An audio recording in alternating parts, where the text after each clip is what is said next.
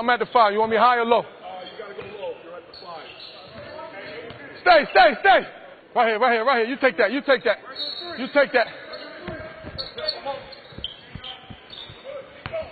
I'm over. Get back.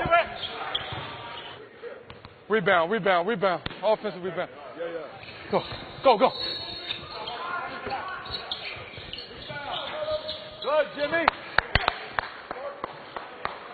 Way to work, Jimmy. Get back. I'm shadowing. Hey, we got to talk back there.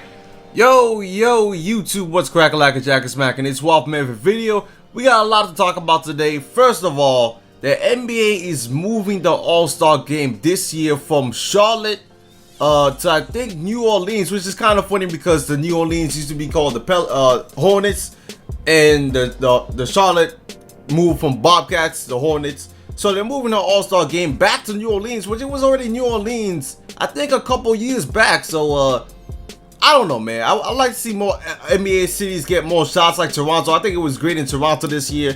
It might have been good in Charlotte, but it was already in New Orleans like a couple years ago. When I think the New Orleans were the freaking Hornets, or even when they were the Pelicans. Maybe, I don't know, but I know they had it recently. Within the past 10 years, I definitely think they had one. So the reason they're moving is because of the anti-gay, lesbian, and transgender laws in Charlotte, which is kind of crazy. But that's enough about that. Next news we got is that the Knicks and Carmelo Anthony, they said they were so close to landing Dwayne Wade, which I said before, it was really possible, man. I mean, if we didn't sign Courtney Lee, there might have been a possibility to get Dwayne Wade, man, which would have been epic, man. I mean, you take Dwayne Wade on this team, whoo! That would have been a sexy looking roster. But next on the news list, apparently, rumors are coming out today that the Knicks are trying to get Greg Monroe. Now, the Knicks were trying to get Greg Monroe before. In previous free agency, they were trying to get him. And now the Knicks have a good roster where if they wanted to get Greg Monroe, they could possibly get him. And the Bucks are trying to trade Greg Monroe because obviously he didn't play well enough for them, or he doesn't fit their scheme. But if the Knicks do land Greg Monroe, that would be a fine addition because he'd be coming off the bench, of course. And I don't know who the Knicks could trade. Obviously, the Knicks need a third team to complete this trade, was what I'm hearing. But if the Knicks do complete this trade, oh my God, like the Knicks offseason just got way better because you're talking about Brandon Jennings and Greg Monroe off the bench. That's basically the Bucks recently starting lineup a few years ago. And but now you got Jennings and Monroe. I mean, Monroe, the Knicks, in my opinion, they need someone off the bench that's a big man. And we don't really have any like experienced big men off the bench. I mean, sure, we still got Kyle O'Quinn. Sure, we just got we got Marshall Plumlee. But those are some, you know, relatively young guys or average players. You get a guy like Greg Monroe off your bench. This guy was averaging at least more than 10 points per game. I mean, yo, Greg Monroe back on the Pistons, man. Listen, this guy was a good player, son. So if we get Greg Monroe, that would be crazy. I don't even know how Phil Jackson will be able to do it. Something's gonna happen. But if the Knicks do get Greg Monroe, man, salute to Phil Jackson, man, because this nigga made some crazy moves in the offseason. But now let's talk about Carmelo Anthony and why the Olympics is good for NBA players and it's gonna be great for Carmelo Anthony. Last time Carmelo Anthony was in the Olympics, what happened? Not only did they win a gold medal, right? They blew out teams. Carmelo broke the record for 3-pointers in a game in the Olympics. Not only that, he came back. Knicks had a nice roster. I mean, the Knicks had a decent roster, and Carmelo took that team, and they got 54 wins with that team.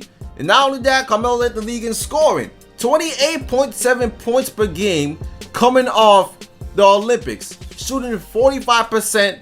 And his conditioning was on point that season. And why is his conditioning on point? Because he was playing basketball throughout the summer. He was doing training camp, exhibition, all this Olympic stuff, the Olympic Games. It's the whole summer. It's like from June, the end of June to the end of August, and then September is basically when the NBA starts to get in their training camp. Then they have the practice games and stuff like that. So he's basically playing basketball throughout the whole summer. That's gonna really test your endurance. It's gonna test your stamina. It's gonna improve your endurance and your stamina and conditioning. And that's why he was able to play 37 minutes per game that season, which is probably one of the highest he's ever played. and he was able to stay out there and still be effective playing those long minutes. So you see players like Jimmy Butler, who used to be playing a lot of minutes. I think the Olympics is going to be great for him. It's definitely going to be great for Paul George. That's why I think these players, the players that are in the Olympics right now, they're going to come out and have a beast season next season. I mean, you just think about how good Kyrie Irving's going to get. He already won the NBA Finals last season.